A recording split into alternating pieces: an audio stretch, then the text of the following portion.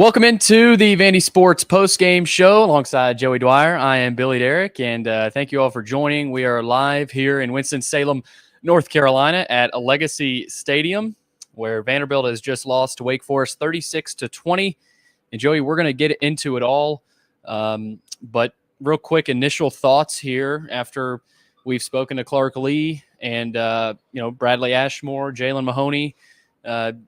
Has your opinion of how this game went down changed after 30 minutes of thought?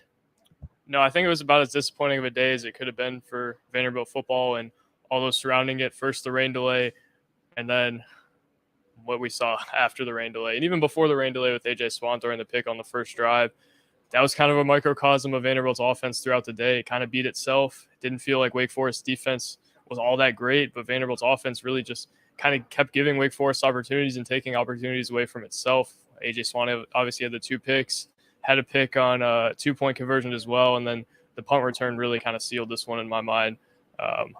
Just having Will Sheppard drop the ball like that and muff it kind of felt like a little uncharacteristic of him, and that's kind of how I knew that Vanderbilt was off today, and Vanderbilt probably wasn't going to win this game.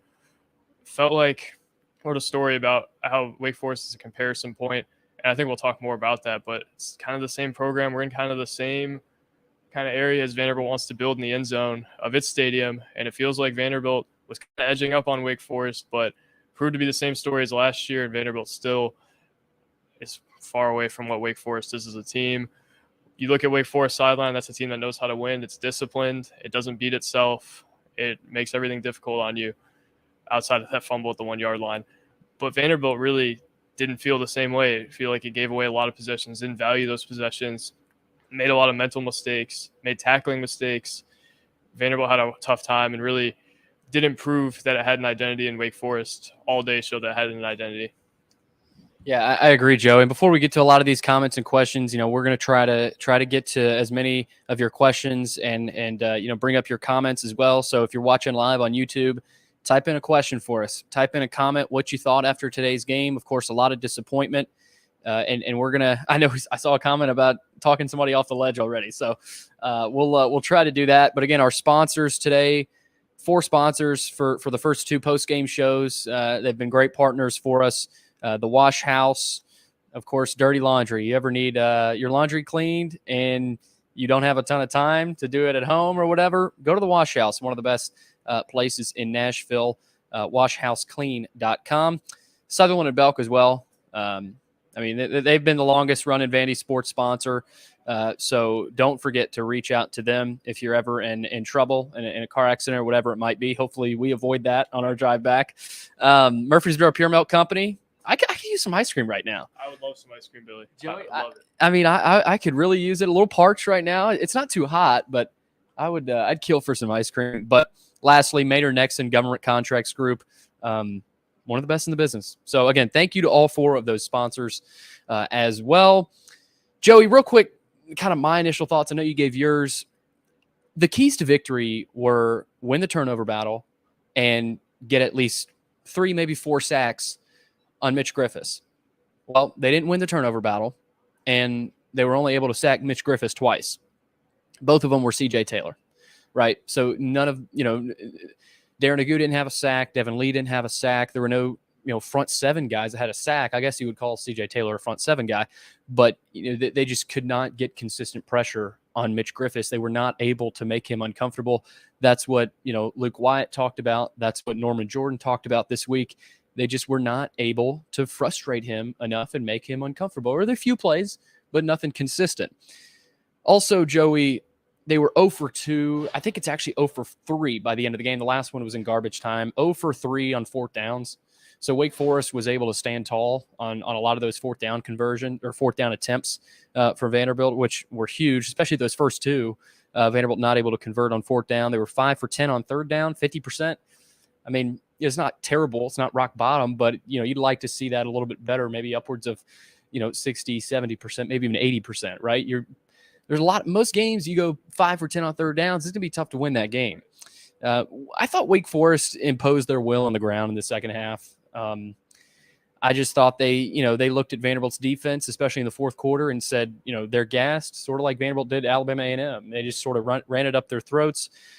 A.J. Swann, Joey, he had over 300 yards for the first time in his career. I thought he made some really, really good throws, but the bad throws were really, really bad and very costly, right? The first interception reminded me a lot of Mike Wright's interception against Wake Forest last year, where and I know you weren't covering that game, but anybody that remembers that game knows what I'm talking about. It just halted any momentum you might have had, killed the drive. Well, that wasn't even really a drive. It was second play of the game? Yeah, right before the rain delay. Yeah, second or third play of the game. And so you can't start the game like that. I know it didn't really affect the flow of the game much because they had a lightning delay, which I've already forgotten about. It feels like it's been a long day. Also, Joey, London Humphreys, I thought was a bright spot. I know there's more negatives to get to after this game, but I thought London Humphreys having over 100 yards on only 4 catches was impressive. He's going to be a really talented player. Joey, we talked to Coach Lee, right? And again, I'm going to get to some of the comments and questions, but what we've been doing for these post-game shows, we've gotten to initial thoughts, and then we'll get to a lot of comments and questions, and we do have a lot. So stick with us. We're trying to get our thoughts out right now, and then we'll get to a lot of your questions. But talking to Coach Lee after the game, I asked him, could this be a wake-up call for the team, right? Could this serve as a little bit of a wake-up call? He said, I feel like today can serve as a good wake-up call for our team. But on the other hand, I asked the same question to Jalen Mahoney. He said, no, we're fine, right? Nothing about a wake-up call. We're fine. We're just going to get back to the drawing board. I know corners like B.J. Anderson and Tyson Russell can play better. He said he's seen them make those type of plays. I thought that was interesting, Joey. Coach Lee said, this could really be a wake-up call for us, but Jalen Mahoney says, no, we're fine. We're good. We know what we're capable of. Right. I think that was more of just maybe them not being on the same page. I think Jalen Mahoney wanted to say that, hey, we were prepared for this game. We knew it wasn't going to be easy, but it is interesting to think about. I tend to think Clark Lee is more correct. This team probably did need a wake-up call a little bit, maybe not to the full extent of what we're thinking, but it feels like this team did need to be punched in the face a little bit and really hasn't been punched in the face throughout a lot of the season. And I think that's a big issue, that this team hasn't really responded well to when it has been punched in the face. We talked about that pregame. Learning how to win is a real thing, and I know people hate to hear it, but this team has to learn how to win, and we saw it today. Wake Forest is not all that much more talented than Vanderbilt. That's a good Vanderbilt team, you'd think. But yeah. Vanderbilt didn't make enough plays down the stretch. Vanderbilt didn't do the little things well enough. Vanderbilt beat themselves today in a lot of aspects, and that can't happen against a team like Wake Forest. The margin for error, a lot smaller. Clark Lee mentioned that as well. Vanderbilt has to win in the margins. Was far from that today. And learning how to win is going to be the next step for this program. You see the talent. We've seen it all fall camp, the talent. You have a freshman corner starting, and he might be your best corner, although he had some struggles today. You have London Humphreys, a freshman, making all those plays. Will Shepard is going to be an NFL player. Jaden McGowan looks dang near an NFL player right now. There's good players all over this roster. There's a 4-star quarterback who has immense arm talent. This team hasn't beaten a whole lot of teams like this, though. They won 2 games last year, but it's a wake-up call. It's not going to be easy, Billy, and it has to do the little things well, and it has to find a way to win. Even when it gets punched in the face, even when it's down, I'm not sure it knows how to do that yet. And you mentioned knowing how to win in a shootout. I'm not sure Vanderbilt knows how to do that either. The defense got a lot of flack today, and rightly so, but also Vanderbilt has to be able to compete in a game like this with its offense and stay in the game. Yeah, the defense, I thought, I'm not going to say played well because, they gave up 288 rushing yards, right? There's room for improvement. But I told you this in the booth during the game. They were put in bad spots the entire game. And again, I'm not trying to, be Mr. Positive here and stick up for them, but I do think the offense didn't put them in great positions, and they didn't play complementary football. Clark Lee talks about that all the time. The defense would get a stop, but the offense wouldn't carry that momentum, or the offense would score a touchdown, and then the defense would go give up another long play. So they have yet to put 4 quarters together. They have yet to play complementary football on all 3 phases. And when we see that, this is a good football team. We've said that before. Clark Lee has said that. The team knows that. But quite frankly, Joey, they haven't played good football. They have not played well. And I know that sounds simple, but that's the fact of the matter. And Clark Lee said it after the game. He said, we are a good team, but we have to play better. And again, I feel like I'm speaking to a brick wall here, to like a second grader, after his Pee Wee football game. But honestly, like it is that simple right now. If this team can find a way to eliminate these costly, sloppy, stupid mistakes, they were in this game. I mean, they were in the game, right? Dave Clawson, I watched his halftime interview. He said this has been an evenly matched game, but the turnovers were the difference. So the turnovers, of course, were the difference, as I mentioned earlier.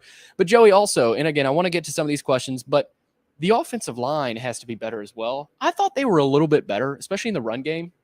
I don't know if you have the stats down on how many rushing yards they had. It's like 87, okay. 90, something like so that. Obviously not good enough. I just thought there were certain plays where they performed better as a unit, in the run game. But Bradley Ashmore, and we're going to release this on our YouTube channel here after this live, but he said the offensive line performance today was poor, and they feel bad about it. You could tell. He said it was poor. We were bad today. We have to be better, and they want to be better, of course.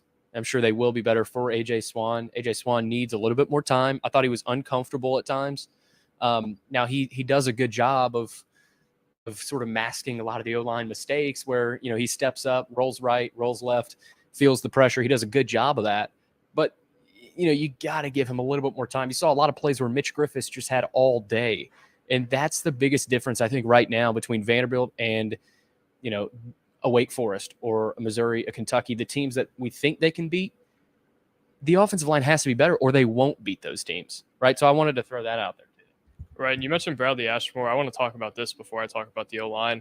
Bradley Ashmore is one of the leaders on this team, and the fact that he was as vocal about saying, this is a really poor performance, we have to be a lot better than this, I think it's a good sign. Jalen Mahoney as well. There's accountability in that locker room, and there's guys who are leaders who are willing to show that accountability and kind of lead by example in that.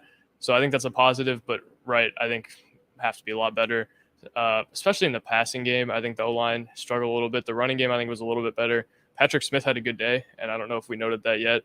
He was probably their best back today, and I think that's what they thought all along. And also, I thought it was interesting, Cedric Alexander got the second series. Chase Gillespie didn't get a whole lot of time. Mm-hmm. Alexander wasn't awesome today, and I think there was some spots where maybe Gillespie could have mixed in a little bit, and they could have had a kind of three-headed monster rather than the two-headed, especially on the goal line when they got stopped on 4th and 1. Alexander ran it twice. I think he'd be better off trying to sneak it with Swann there or punch it in with Gillespie, who's a little more physical than Alexander, but it's encouraging to see Alexander play. The holes were there a lot of the day, especially early for Alexander. I felt like they were there, and then Smith was able to make some plays in space. That doesn't happen if the O-line doesn't do what it did a little bit, though. So I think the O-line took a step forward in the run blocking, maybe not quite as much in the pass blocking. It wasn't awesome in either, but it was a step forward and a little bit encouraging. I came into this game thinking maybe they'd get kind of dismantled up front, especially with some of the blitzes that Wake Forest likes to run and some of the pressure that it likes to have and the fronts it uses. Solid day for the O-line. Could be better. That's not the position group to blame, though. There's a lot of blame to be assigned here. I don't think the O-line is the number one culprit here. No, and Joey, I think as a team, and this is the last thing I'm going to say before we get to questions and comments, and I'll let you kind of get a last thing out before we get some of these questions and comments. It feels like this team through 3 games has been lackadaisical at times, right? Careless.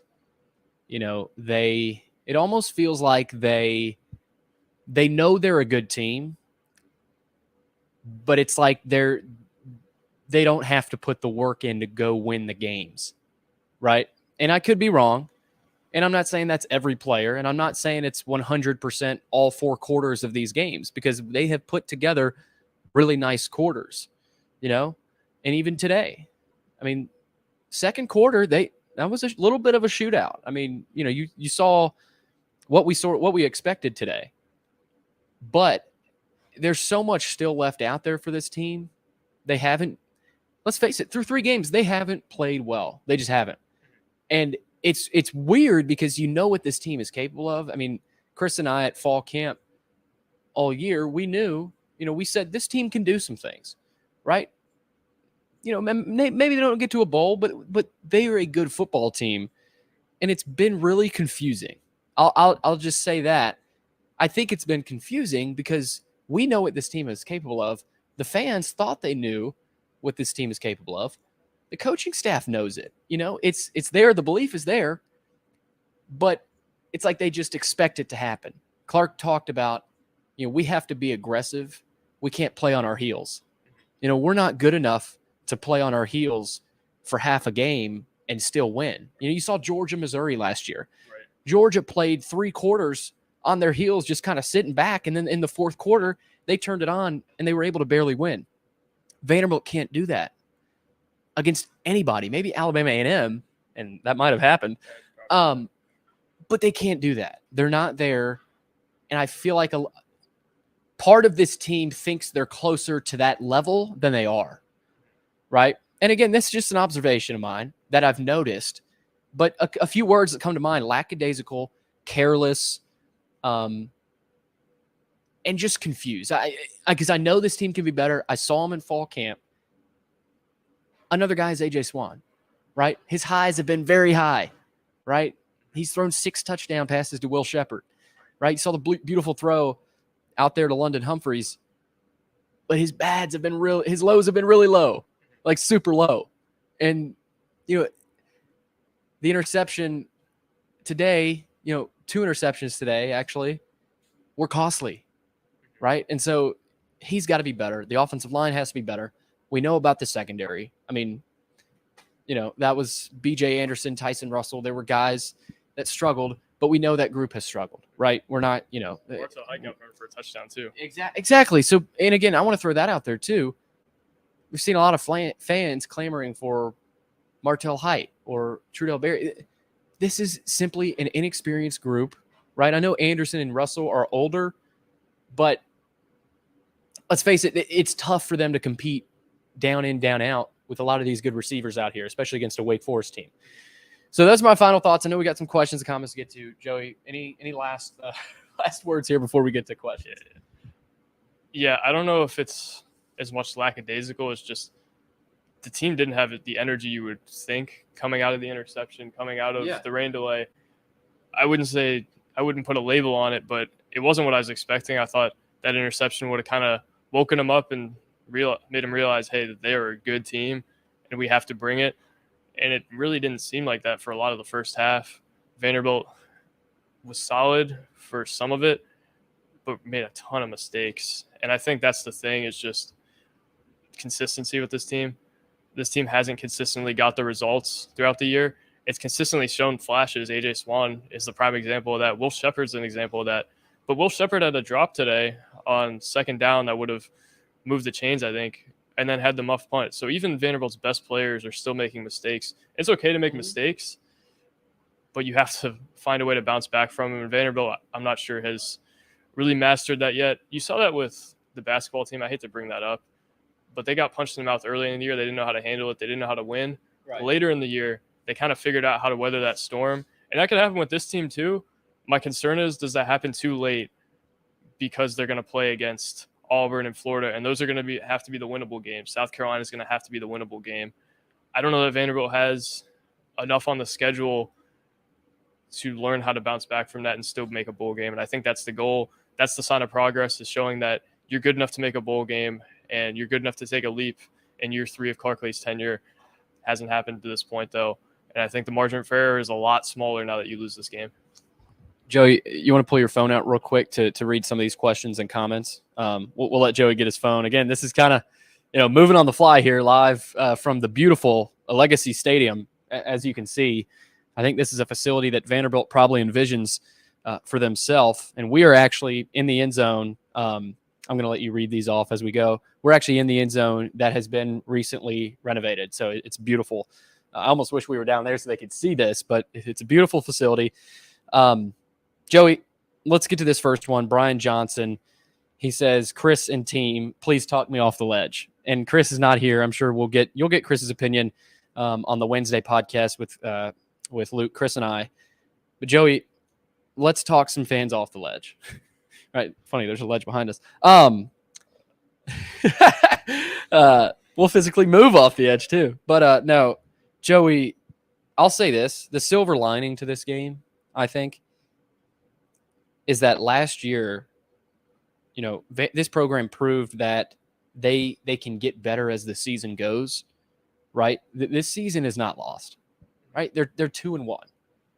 I know Hawaii, they didn't look great. That was week 0 against the run and shoot offense. And, they found a way to beat, which, I think is a good Hawaii team. Alabama A&M, they got it done. You go on the road to play a Wake Forest team in year 10 of Dave Clawson, you lose by 16. Okay, right? I mean, they're 3 games in. The season is not lost. And so I think, Joey, they can do something like they did last year, right? But next week is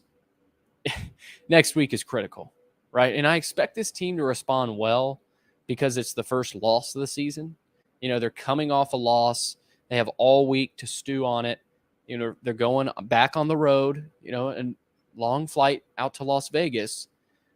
So talking you off the ledge here, Brian, they've done it before. They did it last year, right? I mean, think about how down you were, Brian, about this team after the South Carolina loss at home last year. Sitting in that stadium saying, we can't tackle, and we're not getting pressure on the quarterback. What's going to give here? Well, they go on the road, they beat Kentucky after a bye week, and then they come home and beat Florida. So the proof is in the pudding that this program can do it, right? They can win games like that. But as you said, Joey, to get to a bowl game, you lose this one, it makes it a little bit tougher. So, Brian, I'll admit, it's hard to talk you off the ledge right now, but the silver lining is that they've done it before. It was last year, right? And I think they can do it again. I think the number one thing I point to in terms of talking you off the ledge, and I'm not Chris. Chris has been around for a while. Maybe Chris is a little too skeptical to talk you off the ledge sometimes. But I think this team is maybe even more talented than it was last year. Maybe the most talented team Clark Lee has had. And that's kind of what I point to if I'm looking for optimism. Also, there's winnable games on the schedule. Not every team is Alabama and Georgia in the SEC this year. They don't play LSU.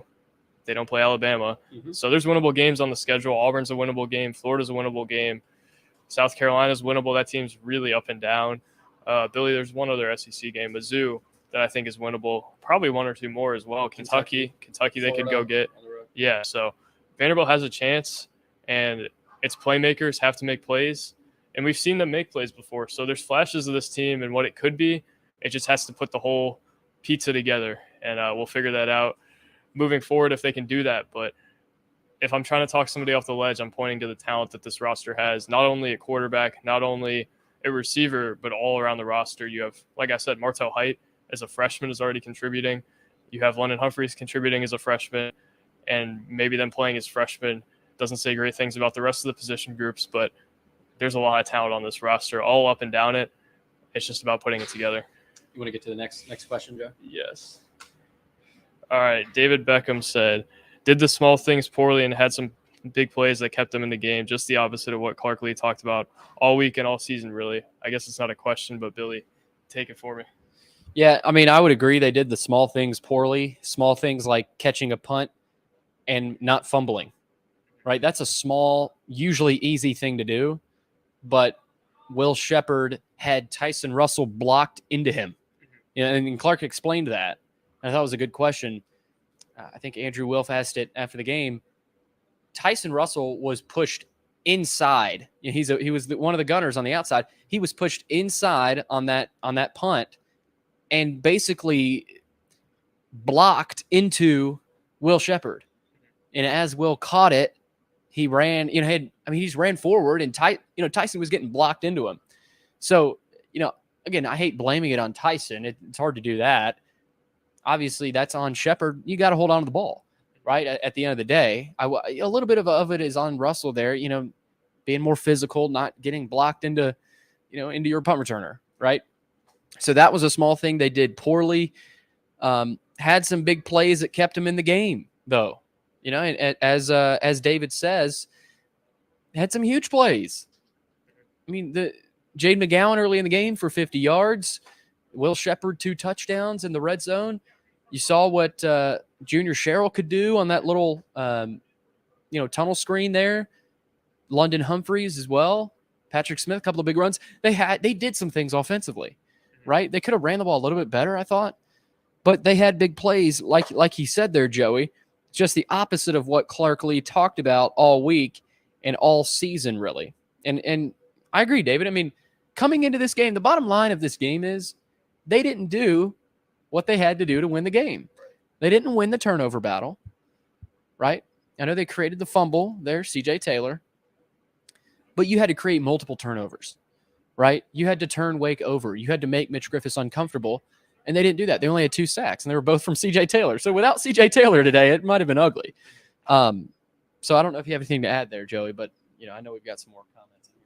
No, I think that's good. I don't think Vanderbilt did the little things well whatsoever. I think Collie would not be happy with what happened, and he wasn't happy because of, those things. And also, I think it's worth mentioning, another thing he mentioned was not giving up explosive plays. Vanderbilt gave up 15 quote-unquote big plays in the scorebook, which is all plays over 10 yards, or over 15. I think it's 15. Might be right, yeah. So that's a problem. And also, Vanderbilt overcorrected a little bit by trying to kind of rule out the big play.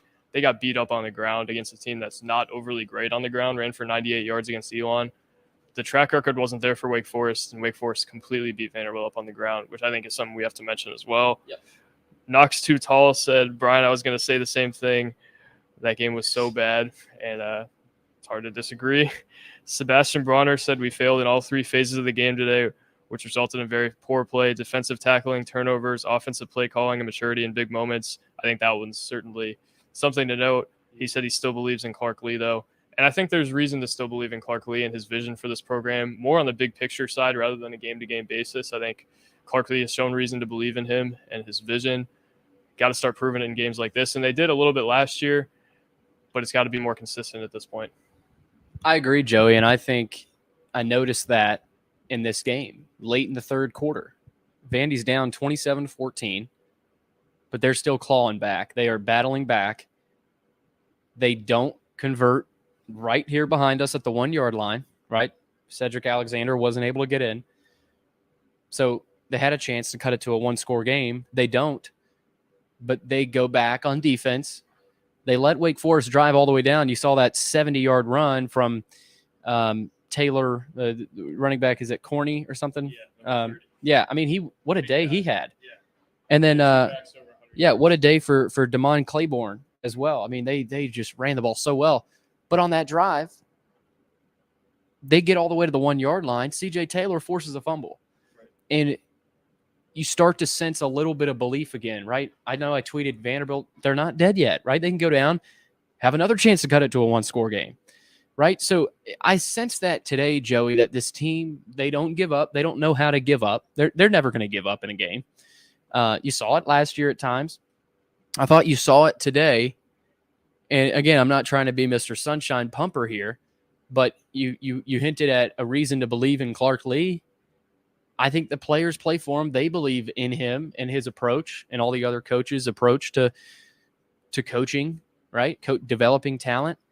And I thought today was a good sign, at least late in the game, that I thought it could have gotten ugly, Joey. I really did. I thought today could have gotten really ugly. But Vanderbilt, in the fourth quarter, you could argue was still in the game, right? Not winnable, at least late in the fourth quarter, but, hanging around, still fighting. So I think that says something, that they didn't just give up and lay down as well. So wanted to get that out there. Right, and I think the defense should be given a lot of credit for how it responded to adversity. You said earlier they put in some bad spots. The first drive they were on the field, Wake Forest had the ball, at the 15-yard line, the 10-yard line, and Vanderbilt held them to 3. Before the half, it felt like this game could have got out of hand with Vanderbilt turning it over and Wake Forest having the ball with good field position. Vanderbilt holds them to a field goal and they miss.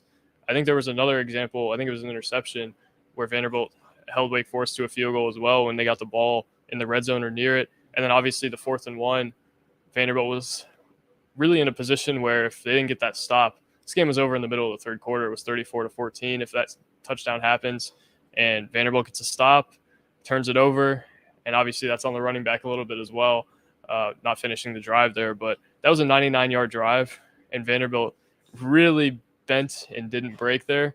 So I think that's something to be proud of, but also that's why I give the defense a C- rather than a F, just because it made some timely plays. And it's done that all year, even in Hawaii. It some good things in timely moments. So I think the defense has some positives, but obviously not a complete positive.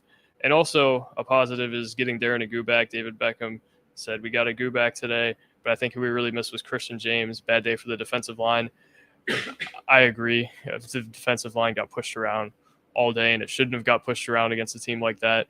The pass rush wasn't there. The only way they got pressure was by sending guys, even with Darren Agu, who made a play, I think. Didn't he bat down a ball? Yeah, I think that's a problem, and I think it's gotten worse throughout these first 3 games. Against Hawaii, they really weren't able to pressure Shager. It was better against Alabama A&M, but that's Alabama A&M. And this week, it didn't improve. I expected with Darren Agu coming back, Wataha moving inside, Devin Lee's still there, right? You've got some guys there that have done some things. They were extremely quiet today, though. And again, credit belongs to Wake Forest and that offensive line. I thought their offensive line was really physical. Credit to Wake Forest, their offensive line, their running backs.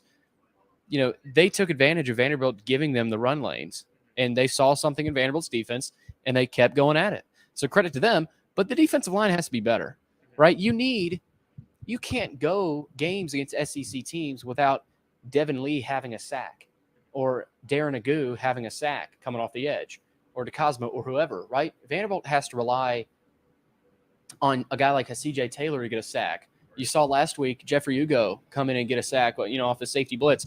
You cannot keep relying on that. You have to find a way to get pressure on the quarterback, and that is concerning to me, right? That has to change. I have a feeling it will. They got a couple of really good coaches right there on the D-line, but in SEC games, you have to find more ways to get pressure on the quarterback, and we'll see if they will. Yeah, I think the defensive line was a group preseason that I was pretty high on. Chris was pretty high on in the spring as well. It's just a group that was a lot deeper, and obviously they've sustained some injuries. Some things have happened, but you expect them to be better, especially with having the label of being deeper. Darren Agu, I think, makes a difference. Didn't make as much of a difference as you would have hoped today, and I think it was unfair to put some expectation on him as being the savior, which I don't think we did. Yeah. But also, you expected something.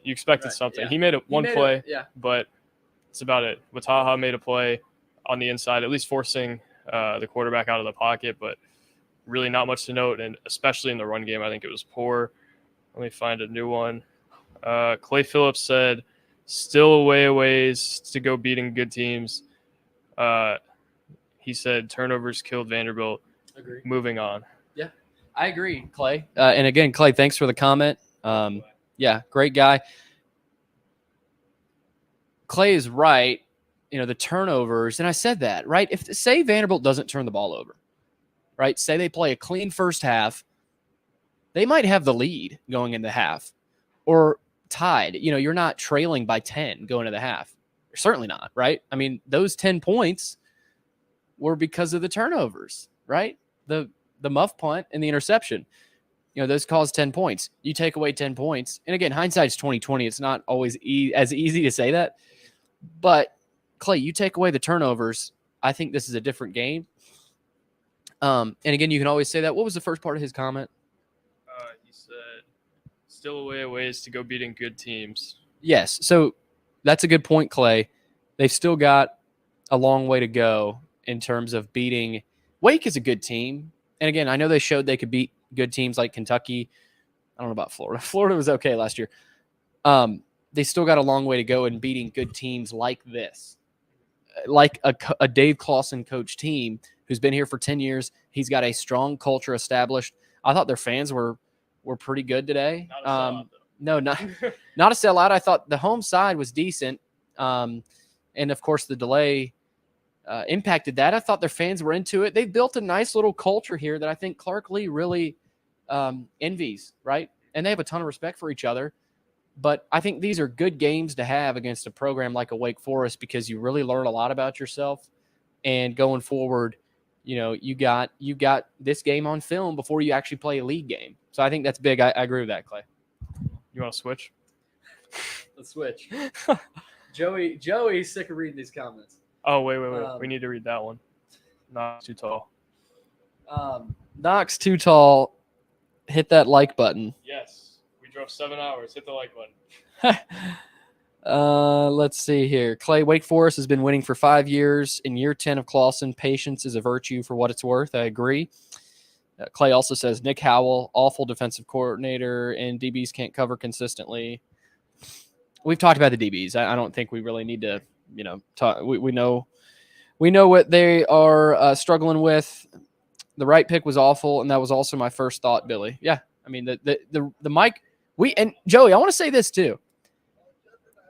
We came into this game, and I heard a lot of talk about this. At least for me, mentally, I was convinced AJ Swann was not going to make a throw today like Mike Wright did last year. I don't know about convinced, but I was fairly confident that a mistake like that early in the game might not happen. But what do you know? Was it the first throw of the game? Yes, I believe so. First throw of the game is a brutal interception. And you're like, oh no, here we go again. So, yeah, that was awful.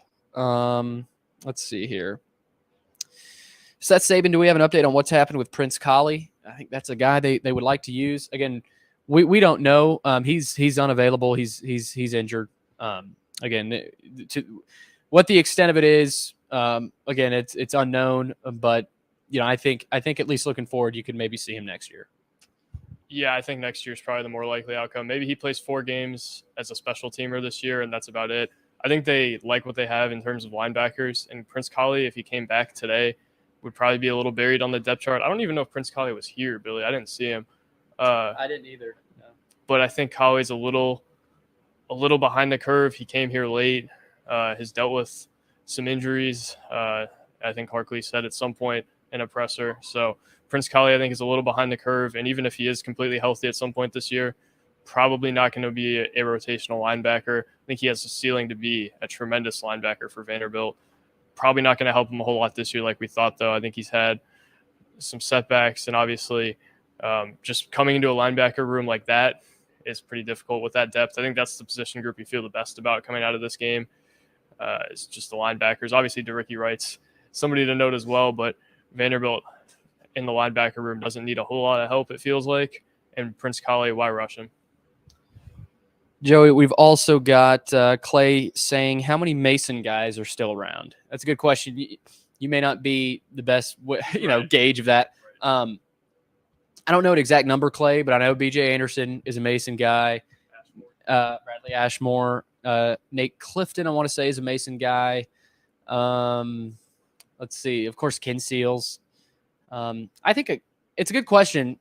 And, again, I don't know where you're trying to go with that, Clay, but I think a lot of the Mason guys have stuck with Clark Lee and have developed under Clark Lee, which I think is a credit to Clark and saying, having guys that were with Mason but wanted to stick with Coach Lee. So I think that's something to be said there. Patrick Whitlock, great comment here. They went at B.J. Anderson every third down play. I thought that's a good point, and that's very accurate. I mean, especially in that first half, they noticed B.J. Anderson early on was not able to cover their receivers. Plain and simple. And they attacked him. And again, that's something they have struggled with consistently, and we know that. So that's why we haven't harped on it. It's like beating a dead horse at this point. But yeah, and credit to Wake. That's what happens. Maybe you get away with stuff with plays like this against Alabama, A&M, and Hawaii, but you're not going to get away with weak secondary play against a Wake Forest. You're just not. Right.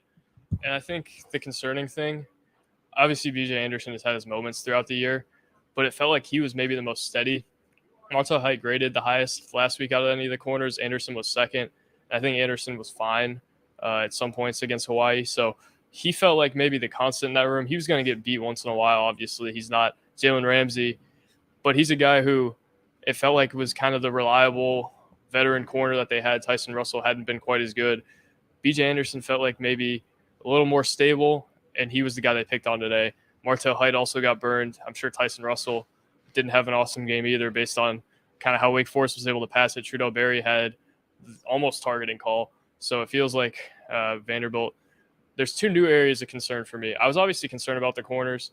I'm more concerned about B.J. Anderson now than I ever was, though. And also the run game. Vanderbilt was able to stop the run at a pretty high level in its first 2 games. Obviously, consider the opponent. Hawaii has a really good running back, though. Vanderbilt was able to slow him down. Actually, most of the yards came from its other running back. But getting burned like that on the ground today is a huge problem, especially paired with poor secondary play and no pass rush. What do you have defensively going for you besides having C.J. Taylor and Derrick Wright? And Derrick Wright's not even fully healthy. I don't know what Vanderbilt has going for it besides it making timely stops and having those 2 stars. Not much else at this point on defense.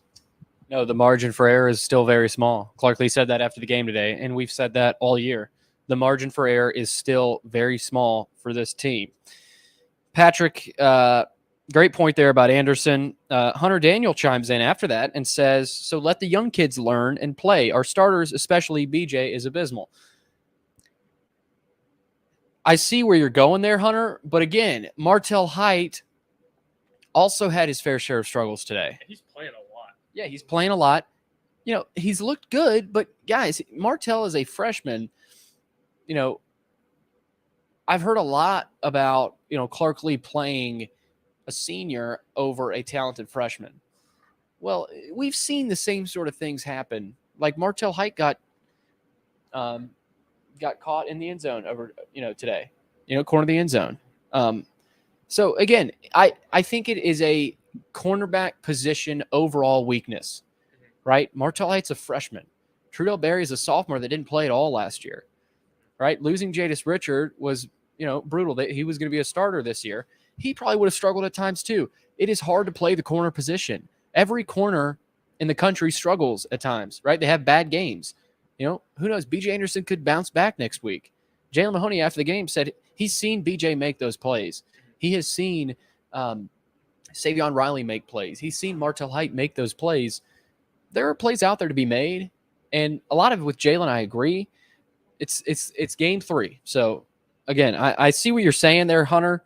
But it's not always that easy to play the younger guys instead of, because it always looks like, play the younger guys, right? They would do better, but that's not always the case.